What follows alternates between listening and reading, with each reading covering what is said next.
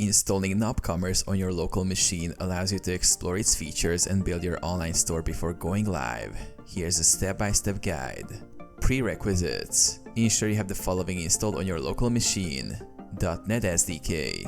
Download and install the .NET 6.0 SDK. SQL Server. Install SQL Server Express or another SQL Server version. You can download it from the Microsoft website. Download NopCommerce. Visit the NopCommerce website and download the latest version of the software. Extract files. Unzip the downloaded NopCommerce package to a directory on your local machine. Create a database. Open SQL Server Management Studio. Create a new database and set appropriate permissions for the database user. Configure NopCommerce. Open the app settings.json file in the NopCommerce folder and update the connection string with your database details. Run the application. Open a terminal or command prompt, navigate to the NopCommerce folder and run the command .NET run. Complete installation. Open your web browser and go to the following.